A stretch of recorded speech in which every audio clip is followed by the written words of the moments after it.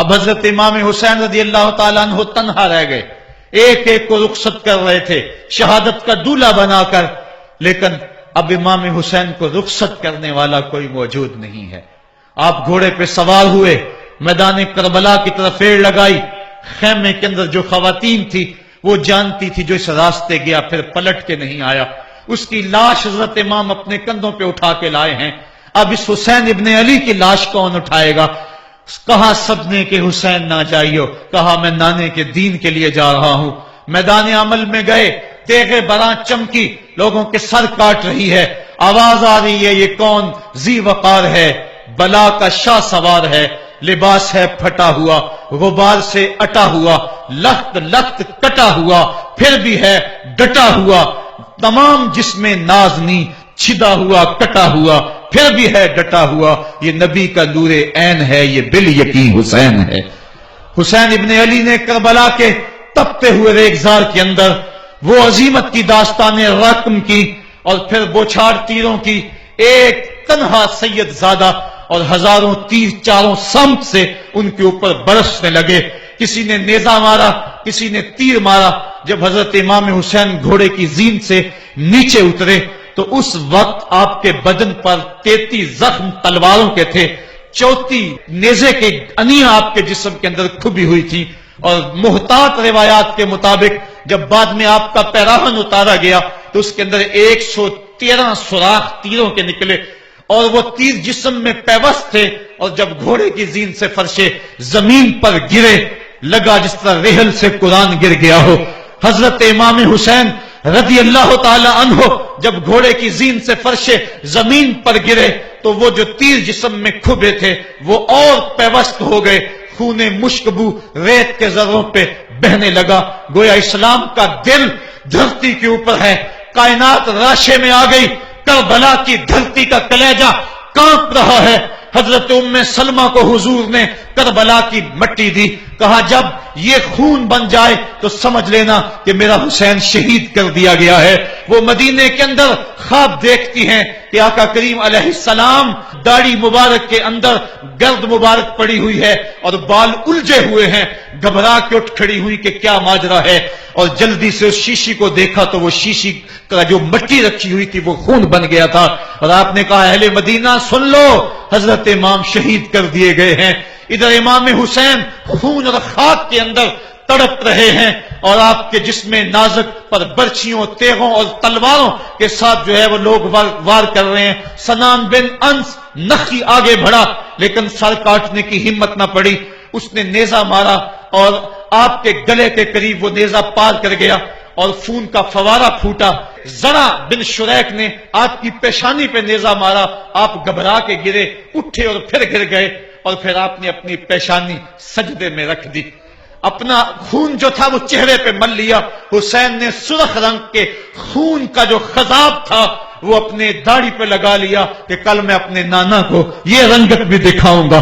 حرم کی وہ داستان جو مناس سے شروع ہوئی تھی آج اس کی تکمیل ہو رہی ہے، وہ غریب اور سادہ اور رنگین داستان حضرت امام حسین رقم کر رہے ہیں۔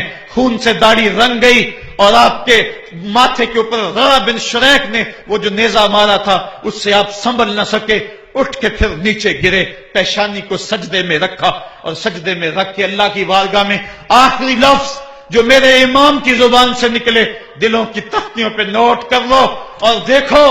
اللہ تعالیٰ کے بندے حضرت خلیل نے دعا مانگی تھی، اے میرے مالک، اے میرے مالک، میں اس جگہ تے اپنی ذریت اولاد کو چھوڑ کے آباد کر کے جا رہا ہوں اور دعا کرتا ہوں کہ وہ نماز کو قائم رکھیں۔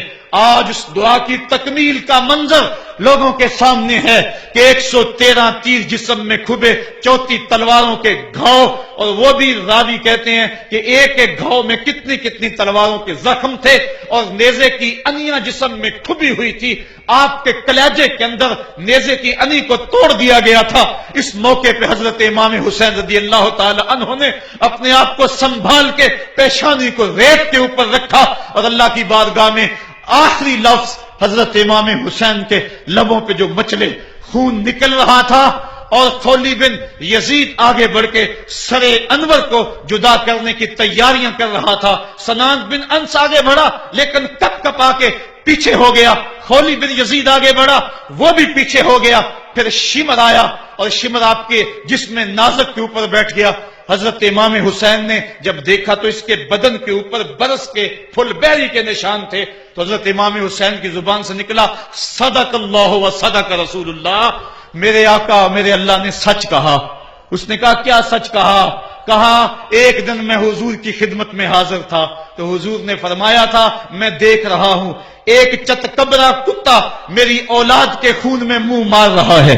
آج میں دیکھ رہا ہوں کہ مصطفیٰ کریم کا وہ فرمان جو ہے وہ پورا ہو رہا ہے. وہ غصے میں آیا. امام جلدی اپنی پیشانی سجدے میں رکھی اور اللہ کی بارگاہ میں امام کے آخری لفظ تھے, اللہم رضن بقضائک وصبرن علی بلائک تسلیما لامرک سبحان ربی الاعلی سبحان ربی الاعلی سبحان ربی الاعلی. مالک بھائی بیٹے بھتیجے بھانجے جانثار آیان و انصار سب کچھ لٹا کے عباس کے بازو کٹا کے جو جا سکتے تھے انہیں بھیج کے جو جا نہیں سکتے تھے خود اٹھا کے لے جا کر کے عباس کے بازو قلم کروا کے یہ خیمے کے اندر بچیاں یتیم ہو گئی ہیں, سہاگ اجڑ گئے ہیں. میرے مالک سب کچھ لٹا کے نبی کا گھر اجڑ گیا, ایک ایک پتی گر گئی. جن کو بلایا گیا تھا آج ان کی میزبانی تیروں تلواروں اور نیزوں سے ہوئی. لیکن مالک تو دیکھا میری زبان پہ ہائے نہیں آئی, میں نے اف تک نہیں کی, زخم پہ زخم کھا کے جی, خونے جگر کے گھونٹ پی, آہ نہ کر لبوں کو سی. یہ عشق ہے, یہ دل لگی نہیں, یہ محبت ہے. یہاں لوگ مصلوب بھی ہوتے ہیں, یہاں لوگ سولی بھی چڑھتے ہیں. حکم ہوتا ہے خبردار اگر آہ بھی کی تو صابروں سے نام کاٹ دوں گا. کہا مالک اللہم رضن بے قضائے کا, جو تقدیر تھی میں اس پہ راضی ہو گیا. وصبرن علی بلائے کا, مالک تو نے دیکھا میں نے صبر بھی کیا. تسلیمن لامرے کا, مجھے مالک اعتراض بھی کوئی نہیں, جو تیرا حکم تھا میں نے اس کو تسلیم بھی کر لیا. سبحان ربی الاعلی, مالک تو بڑا ہے, تو بڑا ہے. حسین سب کچھ لٹا کے بچے کٹا کے بازو کٹا کے گھر اجاڑ کے مالک تیری بارگاہ میں حاضر ہو رہا ہے اور اتنا کچھ کرنے کے باوجود بھی تیرے پہ راضی ہے. میرے مالک تو بھی بتا, تو بھی حسین پہ راضی ہوا ہے یا کہ نہیں ہوا ہے؟ تو بھی حسین پہ راضی ہوا ہے کہ نہیں ہوا؟ آواز آئی, اس پیاسے پر علی شیر خدا کو ناز ہے, اس نواسے پر محمد مصطفیٰ کو ناز ہے. اوروں نے بھی سجدے کیے پر اس کا جب انداز ہے, اس نے وہ سجدہ کیا جس پر خدا کو ناز ہے.